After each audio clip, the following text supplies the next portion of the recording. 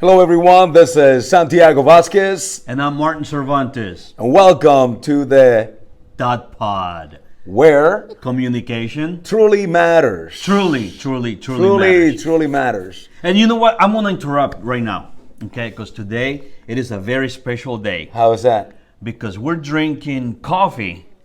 And my co-host, Mr. Vásquez here, he broke a cardinal rule, I think, in his own book. He's drinking a Golden Bear.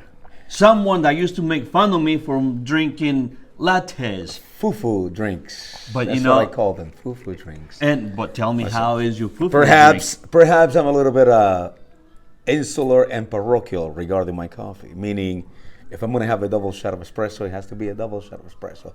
If I'm going to drink black coffee, it has to be just black. No creamers, no milk, nothing. But how is your coffee? However, today I had this magnificent cup. It's called the Golden Bear. Listen, this is not a commercial plus. We don't get paid for this anyhow. We should. Okay, excuse me. We should. So we're here at the Windmill in Kansas City, Kansas. What a great place. Amazing place. The owners are just great people. The food is amazing. The ambience is amazing. So please make sure that you support our local businesses. Yes. But anyhow, today is also one of these great days because our guest is just a phenomenal person. I recently got introduced to her through Mr. C. So I'm going to give Mr. C the honor of introducing her. Well, Ms. Jessica Smith. I've known her for quite a while. She works for the school district and also KCK USD 500. Shout out. Also, Leadership 2000 alumni. Class 33. Remember, Class 33 was, is, and will always be the best class ever. Okay, so there you go. Now that we have that out of the way. Absolutely. She's an amazing person. She works also with our families here in the district. Homeless families, they need help with whatever. She also is in charge and runs the McKinney-Vento Program in the district. I said it right? You did. Yay. So, please, welcome Jessica. Welcome, Jessica, yes. to the DOTTE POD. Yeah. So is it okay if we call you Jessica? Yes. Okay. So, Jessica, we like to start our little program by asking our guests to tell us a little bit about their cultural background and ethnicity. Because sometimes we don't know much about people, and when we don't know about anything about people, we tend to stereotype people based on the way they look, their skin color, and sometimes you can look extremely light complected, like my youngest son, and you will never know that my youngest son has this crazy cultural background on my side, right? To the point where people have asked him if I am his adopted father. So Jessica, would you please tell us a little bit about your cultural background, who you are? So first of all, thank you guys so much for having me. You're welcome. Our pleasure. Yeah, Anything we're honored. from Martin. So let's see. Born and raised Wyandotte County. Love the DOTTE.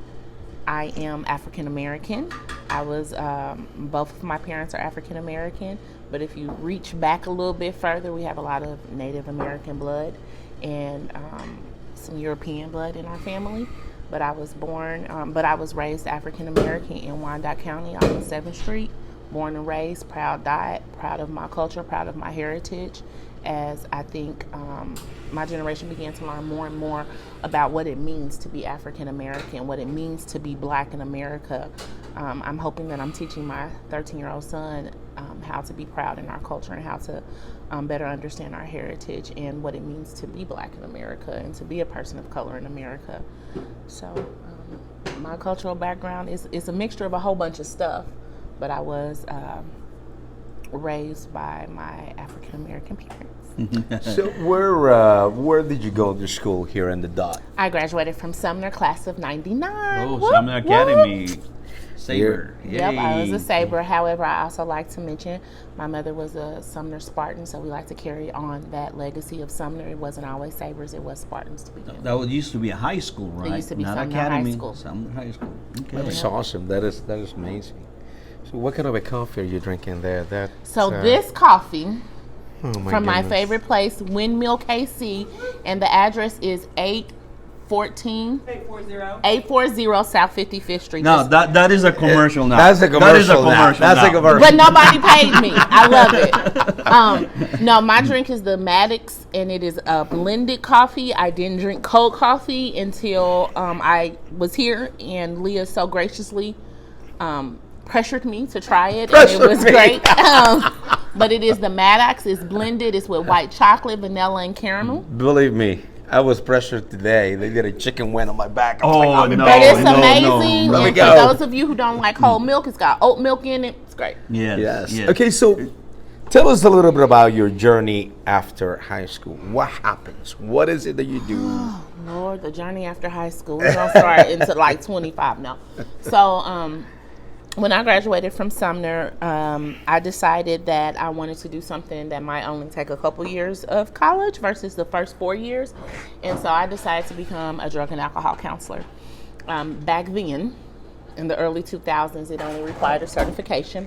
So I worked for the health department for a little bit, and then I worked for a different organization as a drug counselor for 8.5 years.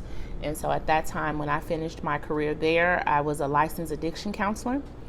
Then I went to school, back to school, and finished my bachelor's in social work and got my master's in social work from Park University. But if we revert back, the reason why I wanted to be a social worker was because there was a social worker at Sumner. Her name was Carolyn Jones. She retired from the district several years ago, but she's still around. When I finished my master's, she took me to dinner. I still talk to her frequently. I love her to pieces. But she's the reason why I wanted to be a social worker. And when I wrote letters to get into the School of Social Work at Park University, they were about her. So I made a decision a long time ago when I was 16 that I wanted to be a social worker. Oh my God! Now it makes sense why you tell me to slow down when we're having a party or something, because your drug addiction counselor comes into play, right? Mm-hmm. Well, and I thank you for looking out for me, looking after me. You know. Yeah. And I was a counselor for 10 years. I went back to my old job before I came to the district. But this is my 5th year with the school district. My passion was always to work in the school district. And so when this position came available, I got it. Well, and what position will that be? I'm sorry. I am the McKinney-Vento Coordinator. So what McKinney-Vento is, it is a federal act that was implemented in the early 2000s that helps homeless families in the educational system. There's a McKinney-Vento liaison in every school district in the country. So why that passion to want to work for the school district? Why? Because of Miss Jones. Because of Miss Jones. Miss Jones, if you ever met her, and I just saw her granddaughter right before I got here, so this is right. But if you ever met, her name is Carolyn Jones, and anybody who went to Sumner around the time I did knows who Miss Jones is. If I could, the influence that she had on me in high school was absolutely amazing. The trust that I had in that woman, still having her, it made me want to be like her. I want to be able to instill that into somebody. And so that's what made me want to be a social worker. I was a drug counselor first because that's what God told me to do. Actually, that's what I was supposed to do. I wasn't listening to God at that time. I didn't have that relationship. I ain't gonna even lie. But I wanted to help. I always wanted to help. Always wanted to help. Even when I was a young kid, my mom will tell you, I didn't become a counselor because I needed to learn how to become a counselor. I became a counselor and a social worker because I already was. I just needed some letters associated with it. Correct. So she planted a seed Absolutely. at a very early age, and you continue to water that seed throughout the years. Absolutely. So this seed blossoms because you want to obviously assist, provide some kind of a counseling, some kind of assistance, some kind of a guidance to the students and the family and the families of these students. Yep. Am I wrong? Well, or now correct? it's more about families About versus families. students. Because I did substance abuse for so long, clinical work is one-on-one. I don't do that as much now. I'm the one now that I have a program specialist now that's able to help me. But before I was able to hire a program specialist, 9 times out of 10, I spoke with every single family. So I didn't, in our last real school year, before the pandemic, I had 450 families. Oh, wow. What? And How many? So 450 families. That's a lot of families. In between 800 and 900 students. Wow. So it was impossible to case manage all of those students. Correct. But I also have some wonderful people I work with in the district, some wonderful people I work with in the community that are able to do the case management part. I stay in the background a lot. Martin will tell you I don't always let it be known what I've done for families, because they don't always need to know it was me. They just need to know that somebody helped them, somebody cared enough. See, and I'm sorry. No, go ahead, Mr. This King. speaks a lot about Jessica. You know, most of her work is behind the scenes. And mainly because she cares. She loves our community. She wants to make a difference. It's not like, hey, look at me. Look what I'm doing. Hey, you know, I want Kind of like you, Mr. C. Well, you know, this is what I'm learning from, you know, like, and she will, hey, slow down, okay? You don't have to, see, it shows the passion. It shows the love. Yes. It shows how much she cares about our community, about our families here in the district. Well, Jessica, tell us a little bit more about this McKinney-Vento. Am I McKinney-Vento. McKinney-Vento. I don't want to mispronounce. Everybody mispronounce. It's fine. I often get called the homeless lady, which is okay too. McKinney-Vento, like I said, it is a federally funded program. A lot of people don't know I exist. They don't know that there's a McKinney-Vento liaison in every school district. So Wyandotte County has 4 school districts. There's a McKinney-Vento liaison in USD 500, USD 202, which is Turner, Piper, and Bonner. Oftentimes in smaller districts, the McKinney-Vento liaison has other jobs. And so they might be the superintendent, which happens in some smaller districts. They might, the person in Olathe, she has a whole scope of duties that she does. I'm very lucky because our district is so large and we do serve the type of population we do. McKinney-Vento is my only job. How many do you have more people that work under you? More now I do. Before I had a parent liaison, and she would run my resource room, and she retired and left me in July. But I was able to change that position around a little bit to get a program specialist. So he's able to concentrate a little bit more on data, helping me a little bit more with some of the technical things that goes on with McKinney-Vento. Part of the McKinney-Vento program is that we provide transportation for students that are outside the boundaries of their schools, and that means anywhere in the greater metropolitan area. Yes, I was gonna get to that. What is it that the program offers? So the biggest thing with McKinney-Vento and what research proved before McKinney-Vento existed was that students were being academically shook up. They were failing academically because of their households moving and being homeless.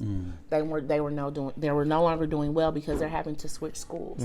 And so what the law very basically says is that a student can stay at their school of origin. So if you become evicted and you have to go live at grandma's house, then you can stay at your school of origin regardless.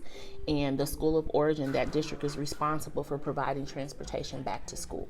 That is the big thing of McKinney-Vento. A child can stay in their school of origin without the proof of address. okay. And that's the biggest thing. There are several things we do, but that's the biggest And one. that is an extremely hard task. I'm assuming that I don't know if the program also offers food assistance or tries to get a place where the student and the family can habitate. So with McKinney-Vento, one of the things, that's what when Martin discussed me staying behind the scenes, a lot of times I just refer families out and I just back up.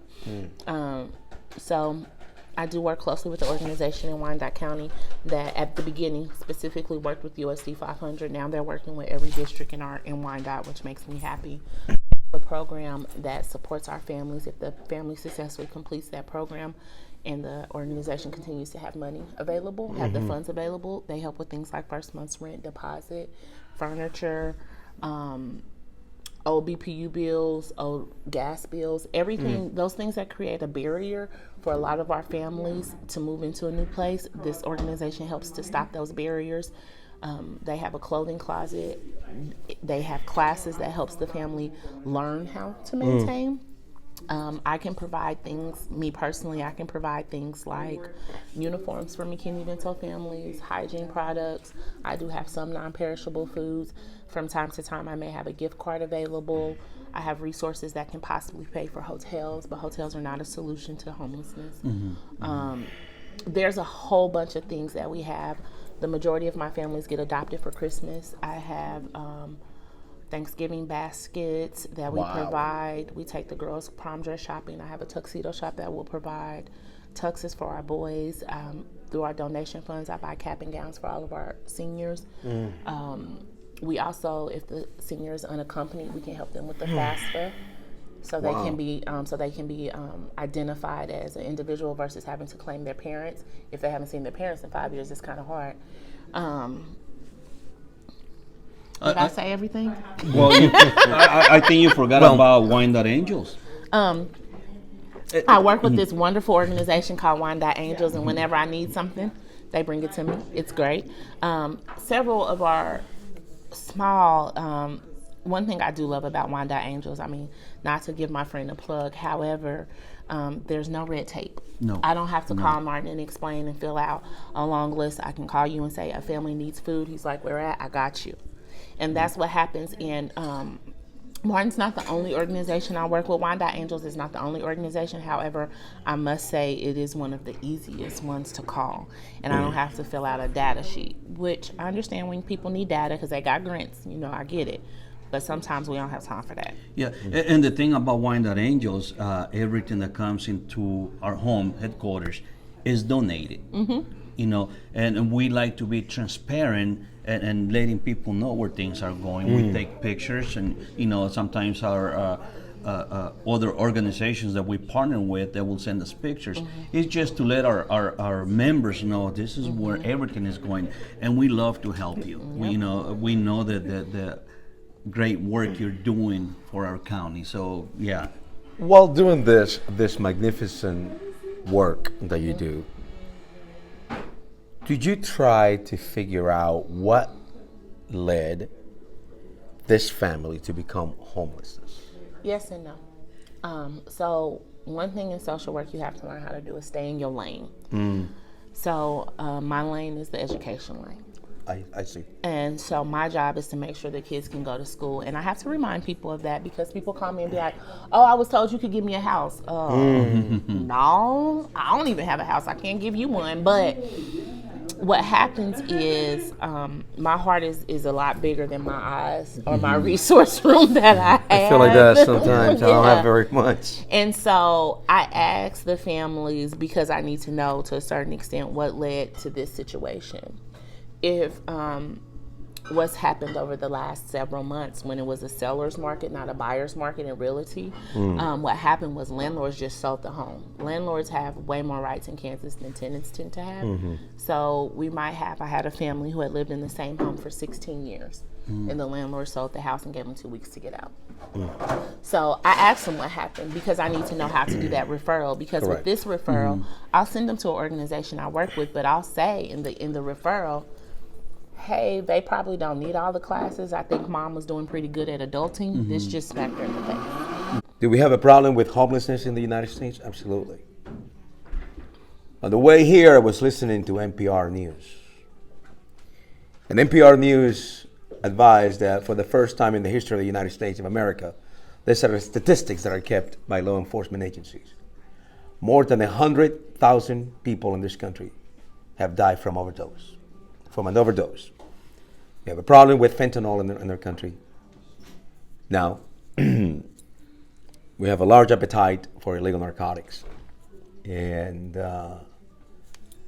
we also know that, and we have spoken about mental health in our country, that two of the major causes of homelessness in this country are addiction to illegal narcotics and also to the fact that people break down, they have mental health illnesses, and how do we Well, it's address a couple that? things.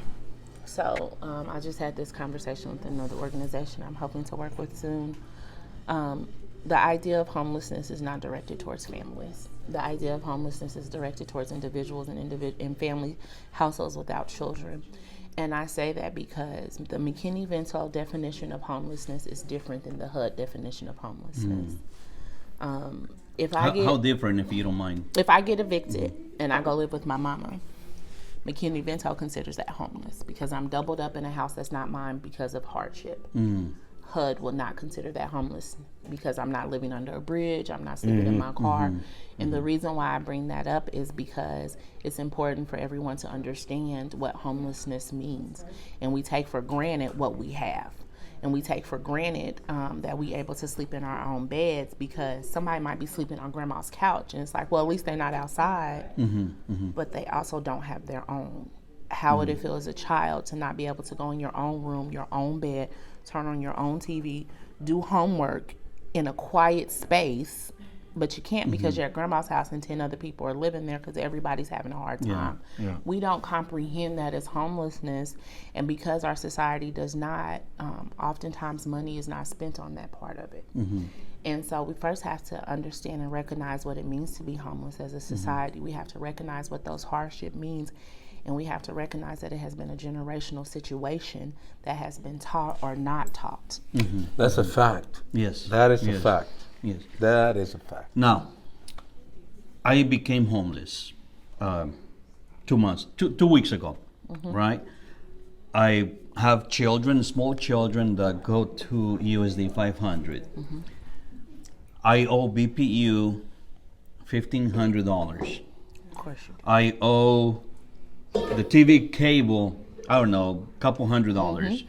My cell phone is another, $700. Then my car payment.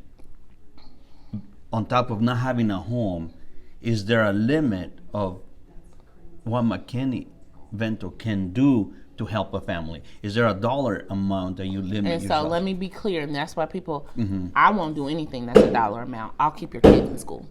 Then I'll send you somewhere that can help with that dollar amount. And that's where the confusion comes because people think that it's me, and it's not. It's just the organizations I hook you up with. So with that situation, we're going to first find out, do you have somewhere safe to be? And if you say, yes, I can be at my mom's house, then okay, you're good. You're at your mom's house. What's mom's address? Let me set up transportation for the kids. That's what I'm going to do. Do you have any immediate needs? Do you need clothes? Do you need hygiene stuff? Do what do you need right now that I can help with at this exact moment? I help with all those immediate needs that I can help with at that exact moment. I cannot help with the immediate need of shelter. And that's one of the biggest issues. There are no family shelters in Wyandotte County. And in the greater metropolitan area, there are not very many beds either. But there are no family shelters in Wyandotte County. So if you call me and you don't have a safe place to be, then I'll try my very, very hardest to find somewhere safe for you to be for the night. I can't promise that though. And that's one of the most difficult things for me is that I cannot promise a safe place for that night. But then I hook you up with a resource, and that resource has a conversation.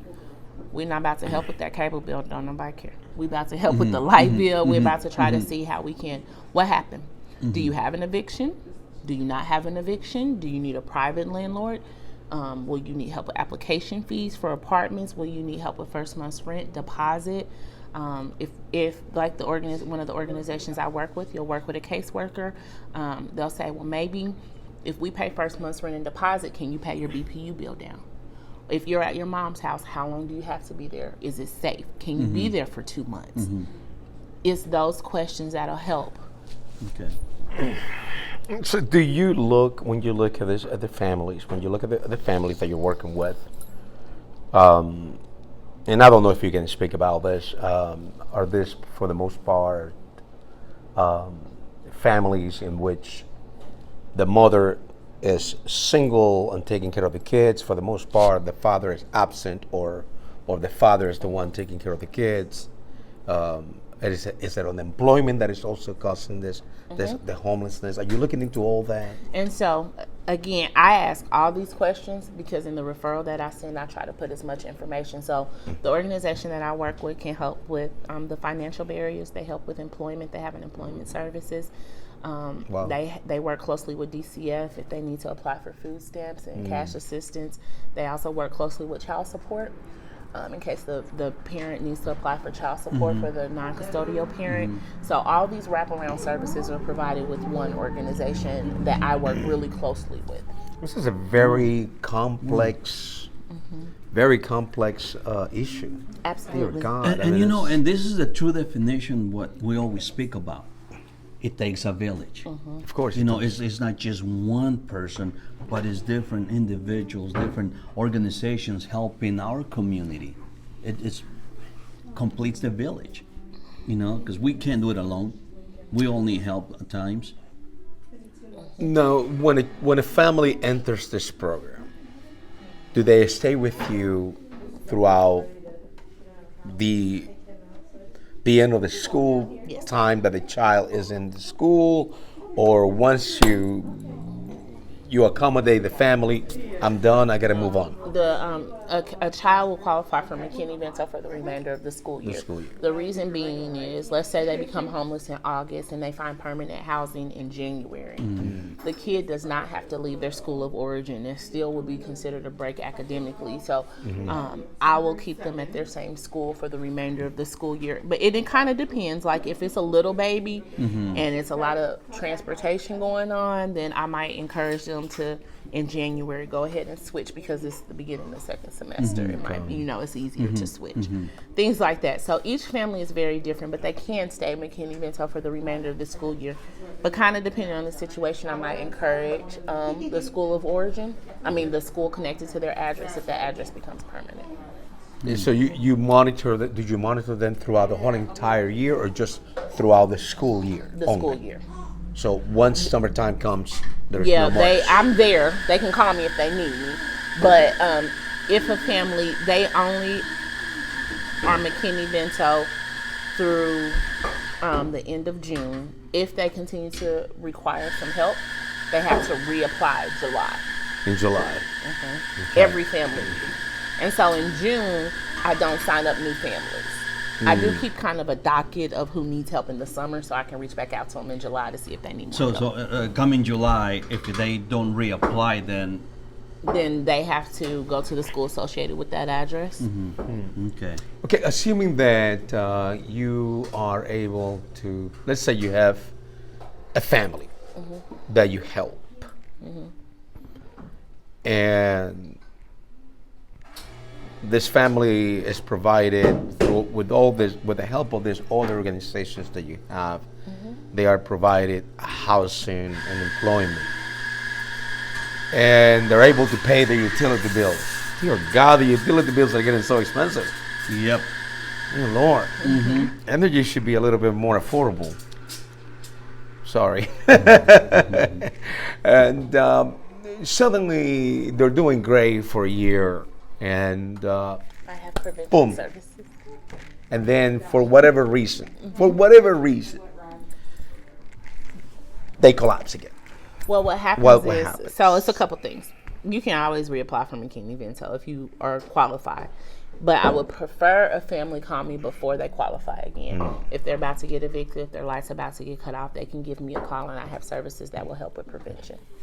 That will help. And then one of the organizations that I work with will continue to work with that family even after they're permanently housed. It's a continuous situation. So that family knows, well, I can call my caseworker with this organization, and my caseworker will help me get back on my feet. You know what I mean? But what happens is, in the school system, people are scared to let us know things are happening, and so it really we have to build a trust issue. It's not anything like we did, particularly as a school. It's just the way our systems are set up in this country.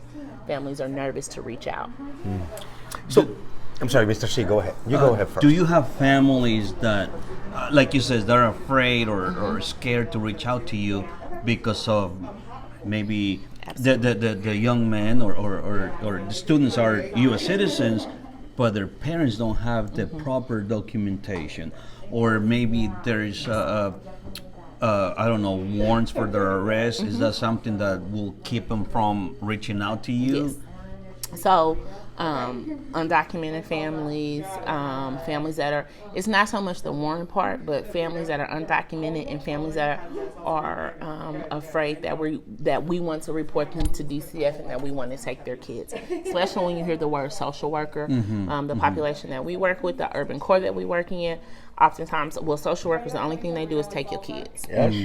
And that's not the truth. Is that a stigma? Yeah, it's a horrible stigma that happens. Yes. I don't even always tell them I'm a social worker Yeah. till after they really like me. Then I can say, look, I'm a social worker. We're great. Ta-da! Right. You know, It's like, and yay. you know, that's one of the stigmas that has been around forever. Absolutely. It's kind of like the stigma with police officers, the stigma with the social workers. Well, and we're working very. I work very hard, and that's one reason why I like to do things like this. I like to go to the schools. I like to speak to. At the beginning of the year, I did a presentation specifically for nutritional services and the custodians because the kids feel comfortable with who they feel comfortable with. The parents feel comfortable with who they feel comfortable with. So whoever that is, I don't care who it is. If that's who you feel comfortable with and you come tell that person can call me. I don't care who it is. It could be, would I prefer to be the school social worker? Absolutely. Am I going to let the school social worker know? Yes. However it comes to me is how it comes to me so I can begin to help that family. It doesn't matter who it came from. So are you covering families from kindergarten all the way through 12th grade, or how does that work? I'm sorry. So any student that is pre-K, we have pre-K in our Pre-K. district. So anybody that is enrolled in USD 500 from 3 to and seniors, but also if you have an IEP, you can go to school till you're 21. Oh, wow. And you continue to help them until after they turn 21. Well, with the IEP, that's more special education. So when I have a kid that's 18, the organization that I work with, I try to hook them up with a caseworker that will stay with them, that will continue that process. Sometimes it sounds a little bit gloomy when we speak like this. Like we have a great cloud over us. But are there any examples of family members that you have helped and the children or the child, the student, has go on to become successful going to college? Anything that you have seen like that, or at least attending college? So nobody tells me anything after I help them. Oh, We need to change that. We need to change that. So it doesn't. I mean, honestly, it doesn't happen a lot, and it's only because they don't need me anymore, and I'm okay with that. I do know of one student who was unaccompanied. She's doing really, really well. Someone on our staff continues to have contact with her, and the student is doing extremely well.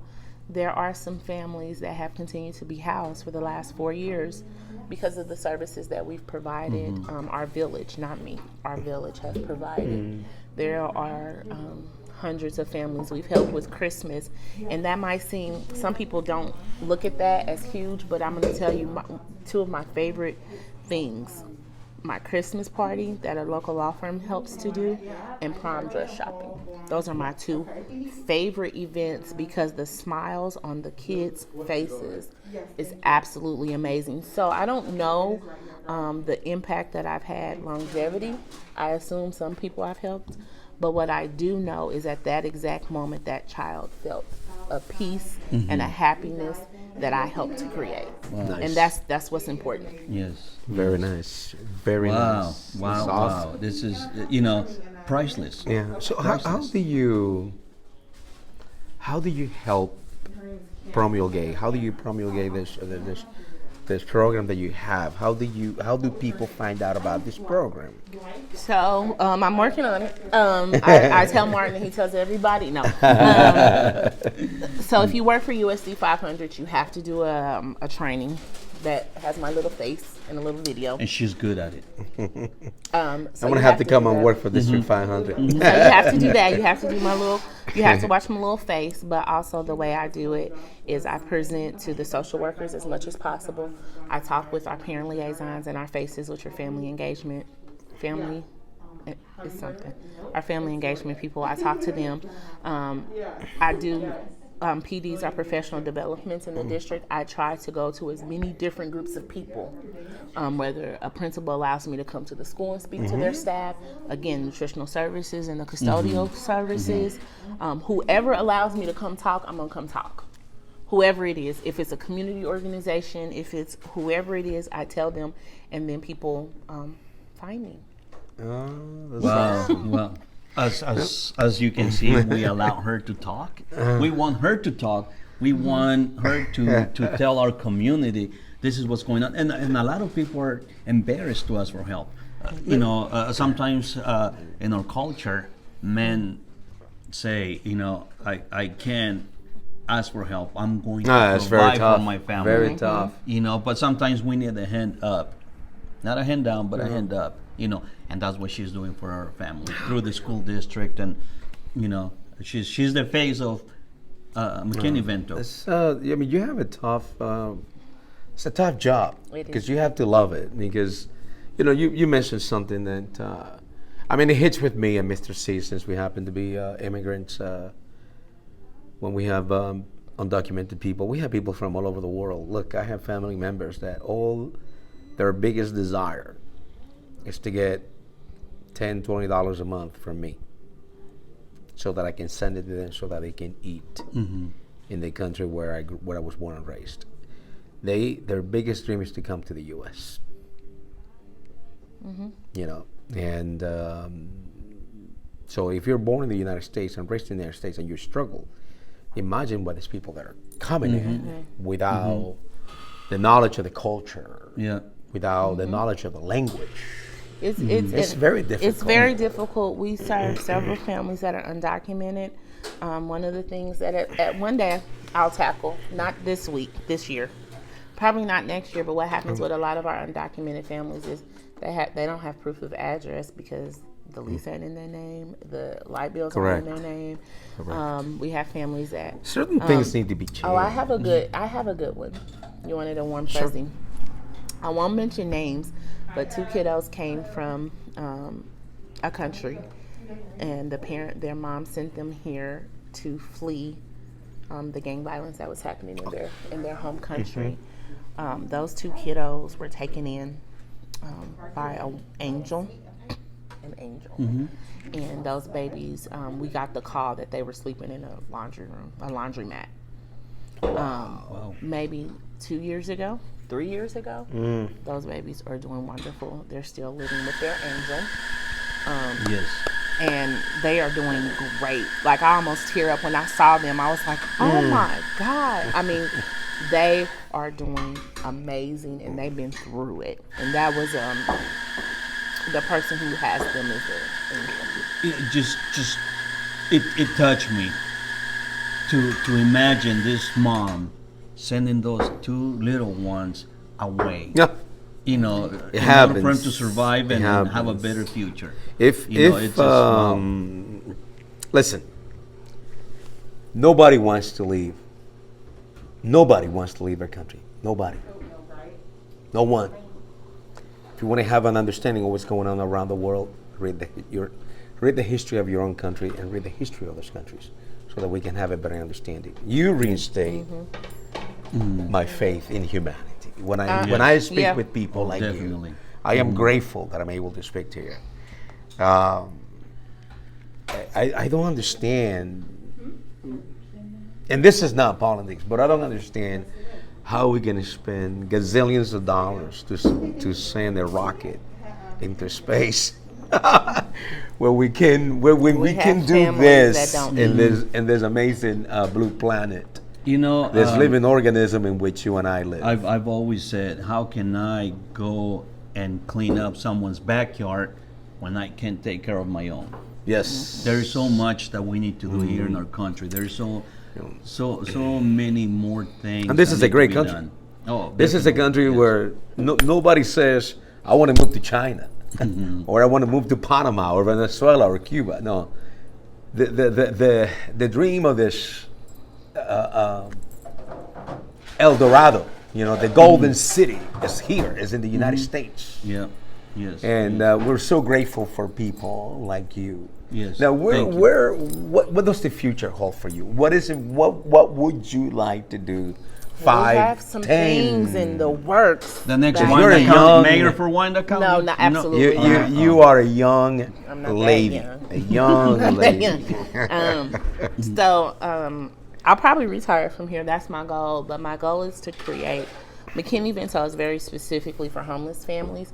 My goal is to create more of an at-risk system. Whereas when people are donating, I don't want them to think that it's just for McKinney-Vento students, but it's for any at-risk student in the district, versus people saying, oh, this is just give this to McKinney-Vento kids, when we work in a population like 90% of our kids receive free and reduced lunch, and so You're talking more prevention. Yeah, all of that prevention. I want to be able to use some of our dollars a little bit better. I want to be able to have staff members that are actually identifying unaccompanied youth. I just want to develop the program into a better resource provider for all of our social workers and helping people in the buildings, because it's just little old me and we have something like 45 to 50 buildings, and I would just like for each building to be able to have the resources that they need to help the families in their building. So I have a couple of more questions for you before we depart. Number one, why is it that we don't have family shelters in Wyandotte County for the homeless? I think the biggest reason is the money. The money. There's so much more money across the river than there is in Kansas. I don't know why. It exists, but we also have to have organizations that are willing to write the grants for it and willing to maintain the data and willing to open it up. And then there's a stigma in here where people, if I go to a neighborhood meeting and say, well, I want to open up this family shelter in your neighborhood, people are going to say, well, I don't want that. What do you mean? We don't want those people. Yeah, you're right. And so we have to kind of relieve that too. And the sadness is this, that at any given time, anyone can become one of those people. Absolutely. At any given time. Yeah, we can. Yeah. At any given time. We're only given so much time in this planet by the divine providence, and this body at any given time you might be having a great time, and then it stops functioning like any other any other machine, and then you find yourself unable to go to work, unable to do the duties that you're supposed to do, and then you can't work, you don't have any money, and then you're all of a sudden a homeless person. Yep. Now, I'm sure that somebody out there is watching this show and going, well, you're helping all these people, you're getting all this money, you're writing all these grants. Are you demanding responsibility and accountability and discipline from them?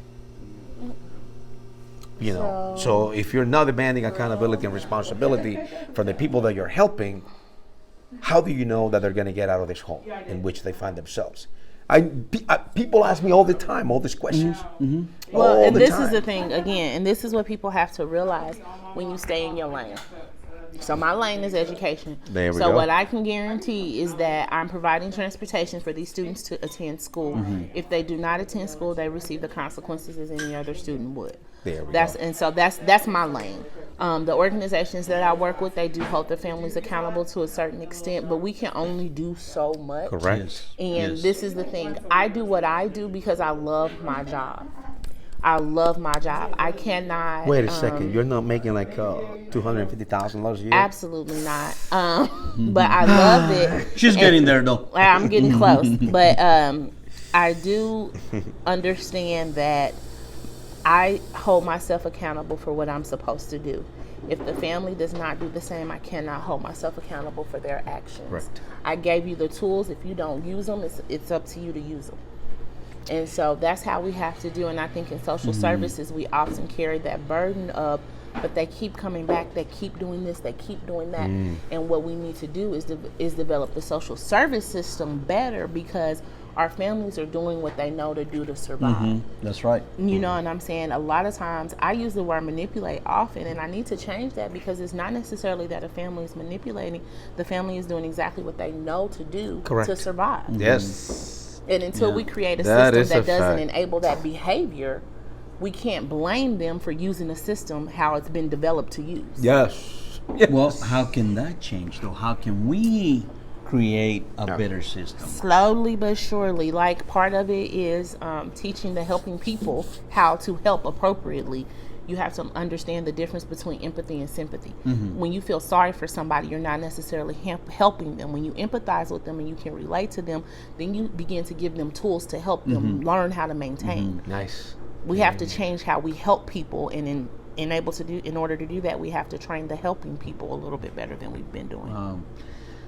Well, this has been. I know we can go on and on. And I always on, get educated. Yep. Educated and re-educated every time I do the I learn our something podcast. every day, every second. Day. Yeah. If you're not watching our podcast, if you're not following us, we ask you, I don't want to use the word exhort, but we ask you to please listen to us and to share, because we are interviewing some of the most amazing people that we have here in our county. I mean, they can walk by you and you don't even know who they are. But on the other hand, if one of these people that you see on TV and one of these, what do you call those shows, reality shows, walks by you, they go, ah! They haven't done anything for you. Maybe we can or for our rename this community. and become a reality show here in Wyandotte County. No, with you, sir. Thank no? you. Well, I'm trying. But Thank Jessica, you thank so you. much. Thank Thank you you so so much much for having me. Well, thank you for educating us and Yes. to letting us know what the school district is doing, what you're doing for our community, and thank you for being a part of our village. Thank you for having me. Thank you. Mr. Yeah. Z. Well, remember, you're not alone, okay? You will never be alone. Look forward. Don't look back. Stay positive, Wyandotte. Till next time. Thank you so much.